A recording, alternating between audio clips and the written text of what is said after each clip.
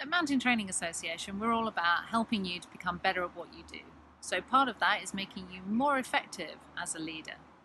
So we have the INSPIRE model of transformational leadership. And transformational leadership is simply a model of leadership that allows you to get more from your followers by demonstrating 7 simple behaviors. And I imagine you already do a lot of these already.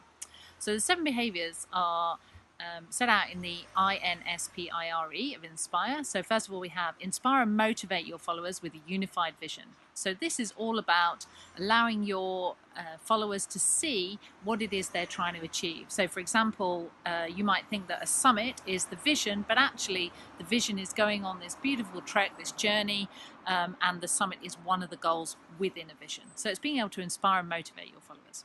Secondly, nurturing an environment of team-focused goals. So this is getting people to understand that it's not just about their own personal goals and interests, much like you as a leader, it's about what you're trying to draw out from your followers. So getting them to work together, to commit together, and try and see things from the bigger picture. So that team-focused aspect. Next, we have setting the example you want to see in your followers. So this is all about role modeling. So being that infallible leader at the front, so making sure that you're on time, you're well presented, you do what you want them to do, and effectively if you behave that way, they will pick that up. So being a role model. Next, we have praising and giving feedback to your followers to help them develop. And the important part about this is that it's constructive.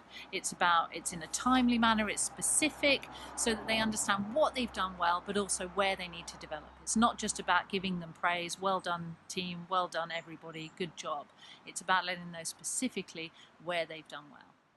Then we have insisting on setting high standards, but making it relevant to relative to each individual. So those high standards allow them to aspire to achieve something greater than they thought they could. There's no point having a low bar. And if you make it relative to each individual, then it means that you can tailor and adapt your plan so that everybody will benefit and be able to reach their own personal goals. Following on from that, we have recognizing and responding to each individual's needs. So if I know what my followers are like, what their strengths and abilities, what their skills are, then I can adjust my plan and my goals to suit them as well. And that goes in with the high standards element. And then lastly, we're having encouraging followers to create and implement their own solutions. So this is, especially with some younger students, not just giving them the answers. Yes, of course, if it's safety, that's paramount. You have to show people and tell people what to do. But ultimately, we want them to be able to try their own methods. Maybe, yes, okay, there might be a specific way of tying a knot, but when you get to a crag, when they've got their setup, they can decide which knots are the safest and most appropriate, not necessarily having to rely on someone to tell them exactly what to do all the time. So there you have it, 7 simple behaviours. Perhaps reflect on your performance, what you do currently, and where you might be able to improve. There's plenty of information and other resources available on the MTA members website. We've got a leadership resources page, and we also run workshops as well where you can discuss this in more detail. So thank you very much.